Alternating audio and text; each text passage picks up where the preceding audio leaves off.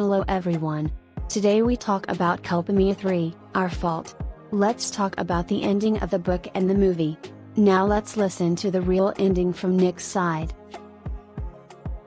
I stared at that beautiful woman in front of me. She took my breath, my words away. Seeing her enter the church had almost literally floored me. Our family and friends were there. Any and everyone we cared about had come to see us united in matrimony. Noah was excited, and her eyes gleamed as she tried to hold back tears. I do, I said, being sure my pronunciation was clear and loud. Noah, do you take this man to be your lawfully wedded husband, to have and to hold, in sickness and in health, until death do you part? She smiled and looked me in the eyes. I do. Then in the name of God and by the power vested in me by this church, I now pronounce you husband and wife. You may kiss the bride. Nobody had to tell me that twice. I cradled her face in my hands, and we kissed until we could hardly breathe. Our families applauded, and finally I forced myself away from her. You're all mine now, Mrs. Leister, I said, happier than I'd ever been. Noah smiled, and I kissed away a tear that fell from her eye. We had decided to get married in front of the sea. It was a warm day, a perfect day, and Noah was a knockout. She looked so good in her dress, I wasn't sure I wanted to take it off. The white lace hugged her body and gave way to a cloud of tulle below her waist. Her shoulders were bare apart from two satin straps that crossed in the back, revealing her stunning figure. Her freckles were brighter than ever, and she had a spectacular tan, which she'd been working on in the days before the ceremony. Long story short, she was driving me wild. Ready to go? I asked her, hours later, while we were out on the dance floor. I'd asked them to put on Young at Heart, and Noah had cried, remembering that wonderful night years ago when I'd shown her what a good dancer I was. That was the last night we'd spent together before splitting up, and I'd wanted to remind her of it, to say that interruption never should have happened. Now, 4 years later, we were redeeming that moment and, at the same time, swearing we'd love each other forever. Noah looked around for her mother, who had our boy in her arms. He'd hung on longer than anyone could have hoped, running, playing, and dancing before finally crashing and falling asleep. He's fine, Noah, I told her, kissing her on the forehead. He's never spent so long away from us. He'll have a blast playing with Maddie and eating your mom's cookies. Noah grinned. I love you so much, she said, touching the nape of my neck. I kissed her again. I needed to be alone with her. Now. We said goodbye to the guests and our family and Andrew. With him, we got a little weepy. Noah grabbed him and he woke up.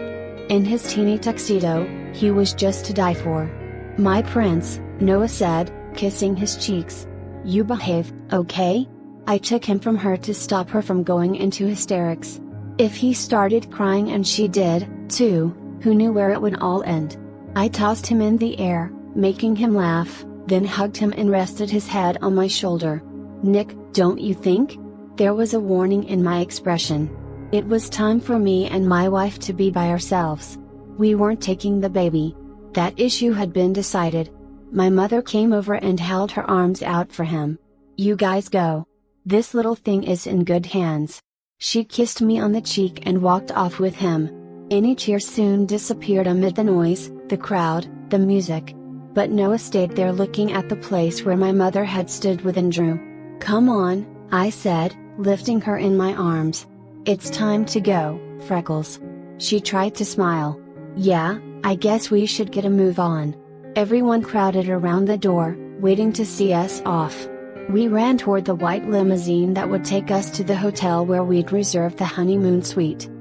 She'd spent 2 whole years completely devoted to her studies and our child. She needed this vacation as much as anyone, and I was going to make sure she lived it up. When we got to the hotel, they had all the usual stuff for newlyweds. Our room was huge and had a spread of champagne, desserts, and fresh strawberries. Noah's jaw dropped when she walked in. Did you do all this? Amazing what a phone call will do, right? I ran my fingers through her hair and pulled her close, asking, are you ready to make love until it's time to go to the airport? Her eyes burned with desire. Didn't you say our flight doesn't leave till noon? I smiled lustily. I sure did. We spent the night making tireless love. I had finally made her mine, with everything that implies. We stripped bare and kissed and touched each other as if in a fever. We threw her dress aside and immediately forgot it. We did it carefully, passionately, tenderly, and hard. We gave ourselves to pleasure the way you only can with a person you're insanely in love with. Because if loving like crazy was a crime, then we pleaded guilty. Gabriel Guevara reveals what he thought when he revisited Nicole Wallace at the casting of It's My Fault, years after Scam. Gabriel Guevara reveals what he thought of Nicole Wallace when he saw her at the casting of It's My Fault. It's My Fault is the film of the moment, just as Gabriel Guevara and Nicole Wallace are the most talked about stars. The two already knew each other before the audition, and the actor explained what it was like for him to see her again at the casting and both get the part of her. It's incredible, because it's my first film as a protagonist. Of course, when they told me I had to play a guy who drives cars, fights and becomes romantically involved with his stepsister, I was speechless. Until then I didn't know the books, but now I discovered that he is a very cool character.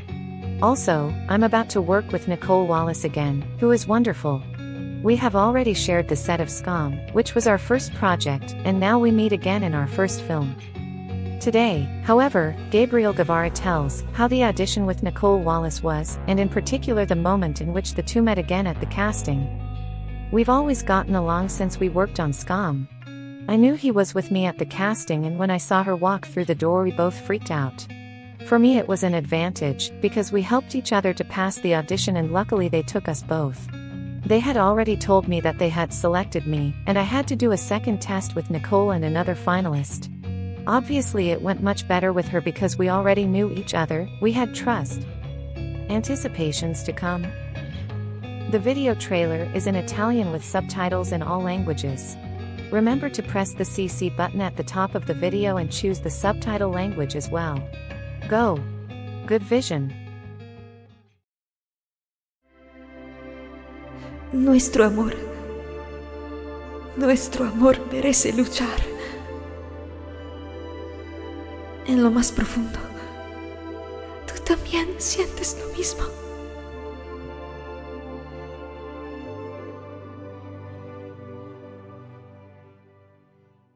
Here we are.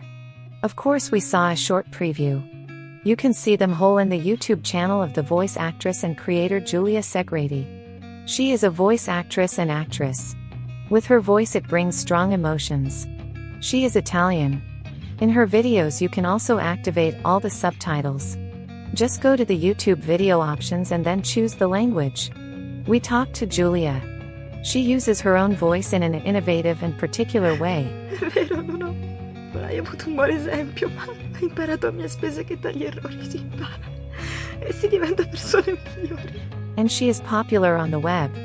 She opens her self-titled YouTube channel and starts uploading audio readings of modern books in collaboration with male voice Baron Mark Keel. She also does commissioned audio readings from many female writers. Julia and Baron are also a couple in real life. They met on the web. Senza di lui la maggior parte del lavoro non era possibile. Ci siamo conosciuti attraverso la grande passione per il doppiaggio e per le letture. Julia was looking for a male voice for her projects and then she learned that she was a neighbor.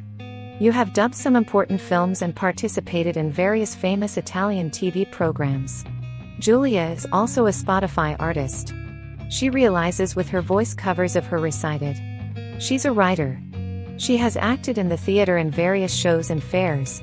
For some years she was also the speaker on the radio and currently she is the voice of important radio commercials. Her voice is also on Audible. In fact, she also makes audiobooks. In short, she does many things in one day.